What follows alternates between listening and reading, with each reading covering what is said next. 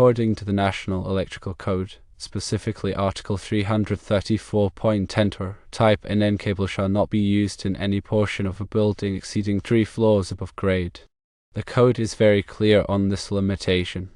Type NM cable, often referred to as non-metallic sheath cable, is primarily intended and suitable for residential wiring applications. It is generally not designed or approved for use in commercial buildings or in locations where it may be exposed to moisture, physical damage, or other environmental factors that could compromise its integrity. Conversely, Type MC cable, which stands for metal-clad cable, is specifically designed and approved for use in commercial buildings and in areas where there is a potential for exposure to moisture or mechanical damage. The construction of MC cable provides a high degree of protection for the conductors contained within, making it a more robust and reliable choice for demanding environment. Therefore, the suggestion to use Type NM cable on floors 3 and under, and then transition to Type MC cable on the upper floors of a building would not meet code requirements. This approach would violate the prohibition stated in NEC Article 334.10 regarding the use of NM cable in buildings exceeding 3 floors above grade. It's crucial to adhere to all applicable codes and regulations when designing and installing electrical systems. This ensures the safety of the building occupants, protects the property from fire hazards, and minimizes the risk of electrical shock or other electrical-related incidents. Using the correct type of cable for the specific application is a fundamental aspect of electrical safety and code compliance. In this scenario, it is imperative to use Type MC cable or another approved wiring method for all floors of the building, especially those exceeding 3 floors above grade, to avoid violating the NEC requirements and to ensure a safe and compliant electrical installation. Always consult the latest edition of the National Electrical Code in local amendments for the most up-to-date requirements and guidelines.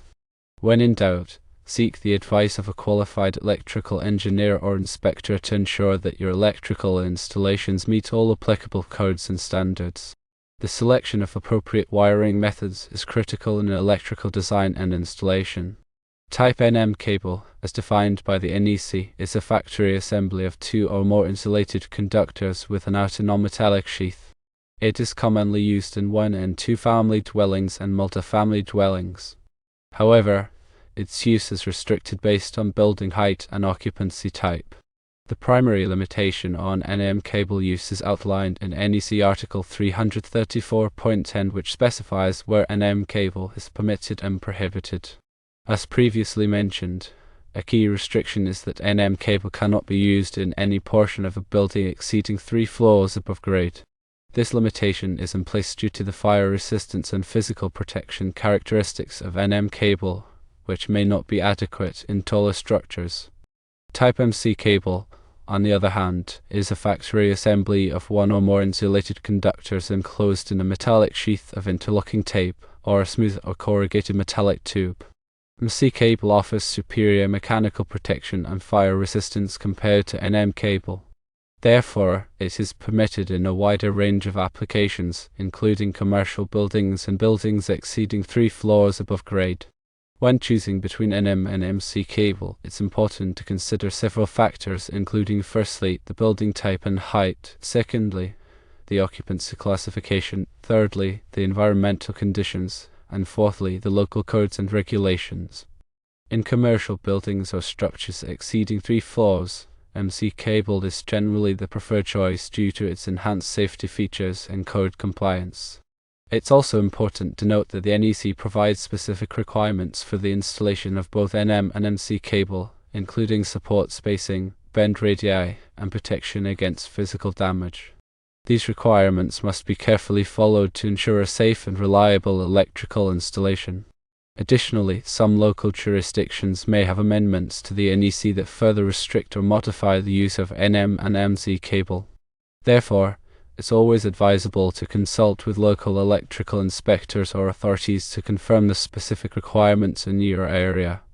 In summary, understanding the limitations and applications of NM and MC cable is crucial for electrical professionals.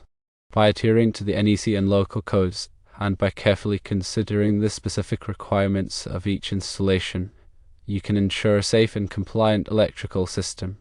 Remember that using NM cable in a building exceeding 3 floors above grade is a direct violation of the NEC and could have serious consequences, including fines, project delays, and potential safety hazards. Always prioritize safety and code compliance in all electrical work. It's also important to understand the specific construction and materials used in NM and MC cables.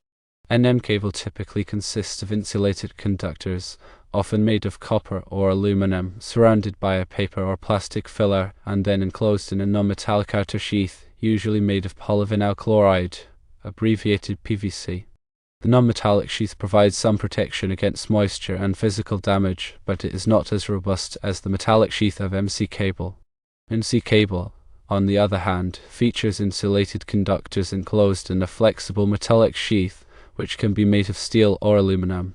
The metallic sheath provides excellent protection against physical damage, moisture, and fire.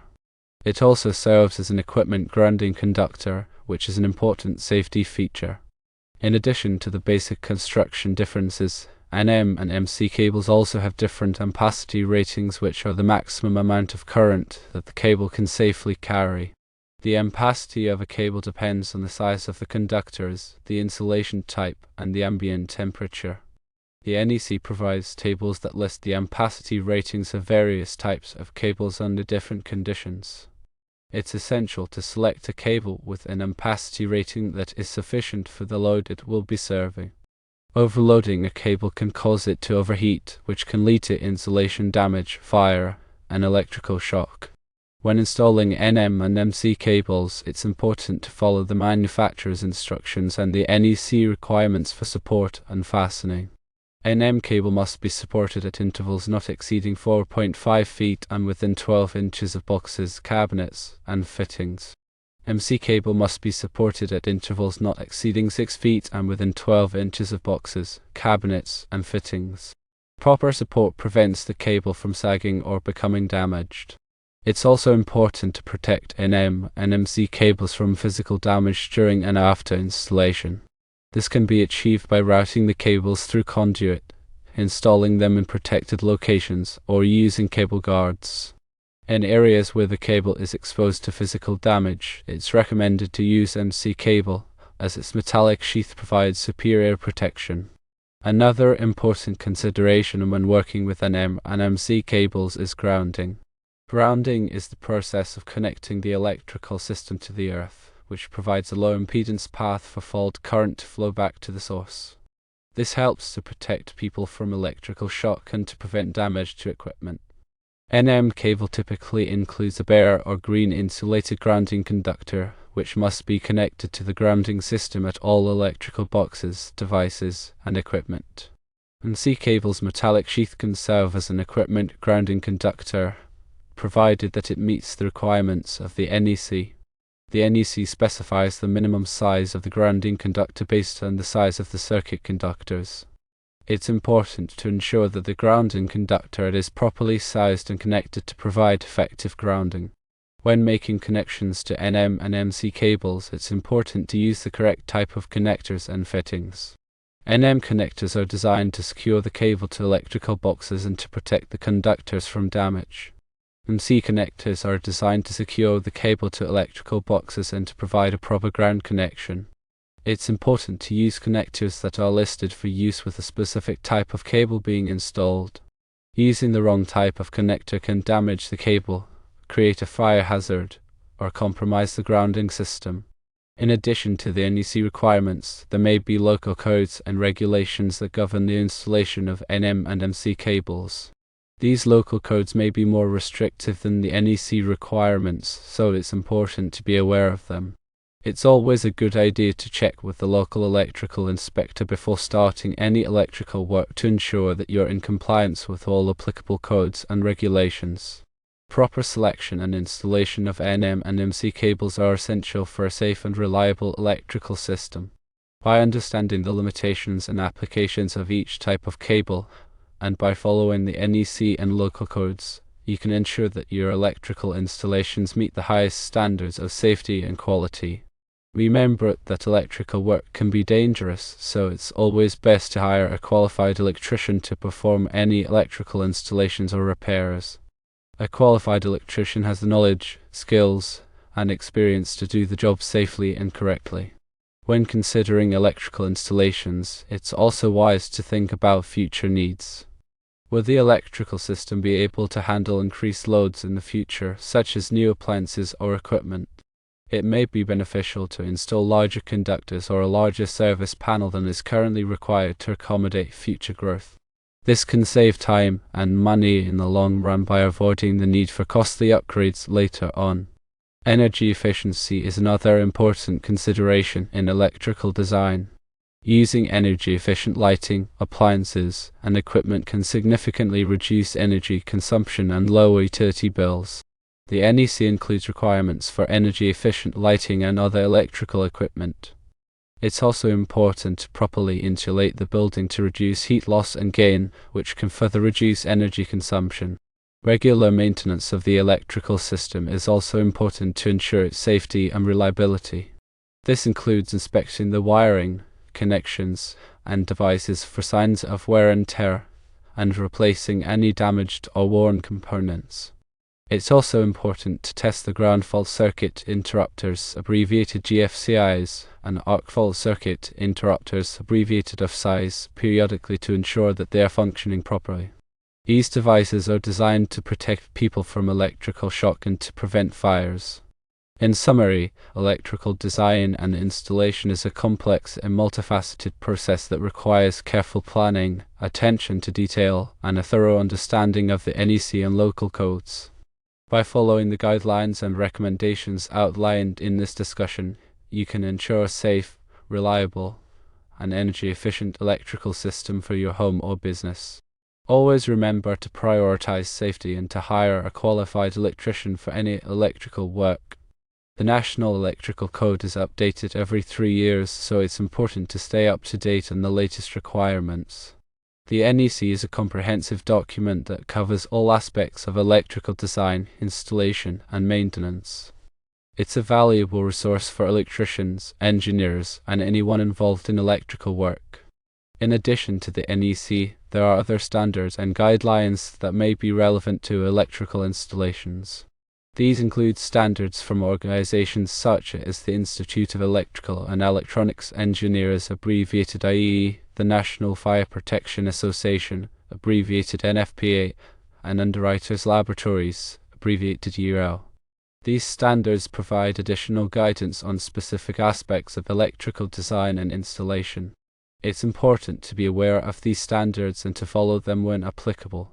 Finally, remember that electrical safety is everyone's responsibility. By following safe electrical practices and by being aware of the potential hazards of electricity, you can help to prevent accidents and injuries. If you are not comfortable working with electricity, it's always best to hire a qualified electrician.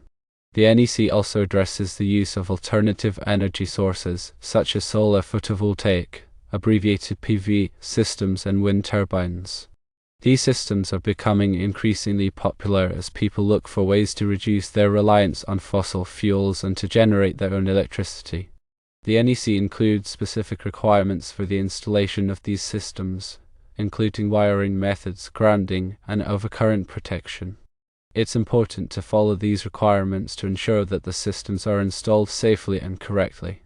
The NEC also addresses the use of energy storage systems, such as batteries, in conjunction with alternative energy sources. These systems can store excess energy generated by the solar or wind system and then release it when needed. The NEC includes specific requirements for the installation of energy storage systems, including battery sizing, overcurrent protection, and ventilation. It's important to follow these requirements to ensure that the systems are installed safely and correctly. The NEC also addresses the use of electric vehicles and charging equipment. Electric vehicles are becoming increasingly popular as people look for ways to reduce their carbon footprint and to save money on fuel. The NEC includes specific requirements for the installation of electric vehicle charging equipment, including wiring methods, overcurrent protection, and grounding. It's important to follow these requirements to ensure that the charging equipment is installed safely and correctly. The NEC also addresses the use of smart home technology such as smart thermostats, lighting controls, and appliances. These devices can help to save energy, improve comfort, and enhance security. The NEC includes specific requirements for the installation of smart home technology, including wiring methods, grounding, and communication protocols. It's important to follow these requirements to ensure that the technology is installed safely and correctly. In conclusion, the National Electrical Code is a comprehensive document that covers all aspects of electrical design, installation, and maintenance. It's essential to stay up to date on the latest requirements and to follow them carefully to ensure a safe and reliable electrical system. Electrical work can be dangerous, so it's always best to hire a qualified electrician to perform any electrical installations or repairs. Remember that electrical safety is everyone's responsibility. By following safe electrical practices and by being aware of the potential hazards of electricity, you can help to prevent accidents and injuries. Always consult with a qualified electrical engineer or inspector to ensure compliance with all applicable codes and standards. This will ensure the safety and reliability of the electrical installation.